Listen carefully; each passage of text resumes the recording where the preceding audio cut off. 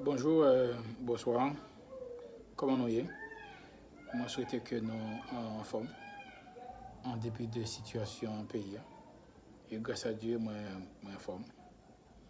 Malheureusement, je ne connais une situation sécuritaire pays, pas permettre que moi été déplacé pour moi venir faire quoi aujourd'hui. C'est avec un peu au regret le fait que moi pas câble, ou qu'on est jamais attaché à Etigrave et à nous-mêmes qui dans la deuxième année.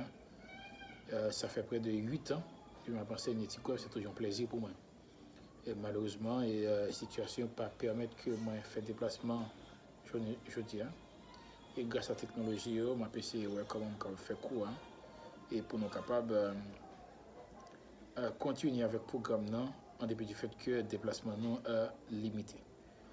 Et maintenant, nous pourrons faire court vidéo ça. Nous pourrons le faire sous chapitre 1. Mais on a fait par plusieurs séquences. Dans le chapitre 1, nous sommes à la page 5 dans Feuille. Côté que nous parlons, chapitre 1, égalité, le droit d'agir en justice.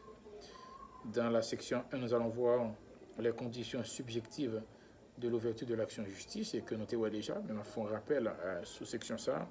Étonnamment, côté que moi été critiqué la question de droit et la question de capacité comme condition d'ester en justice. Et ce que nous devons retenir, c'est d'abord la qualité et l'intérêt qui sont des conditions subjectives de l'ouverture de l'action en justice. Et après, dans la section 2, nous allons voir les conditions objectives de l'ouverture de l'action en justice. On va voir les différents délais pour agir. On va voir la prescription, la forclusion. Et on va voir au point 2 le régime des délais pour agir. Et au chapitre 2, nous allons voir les conditions personnelles de mise en mouvement à un juge. Nous allons voir la capacité d'exercice. Nous allons voir la situation des mineurs, les incapables majeurs. Nous allons voir la sanction de l'incapacité.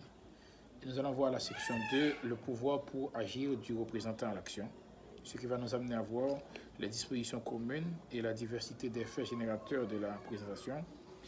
On va voir la représentation d'origine légale, d'origine conventionnelle et d'origine judiciaire.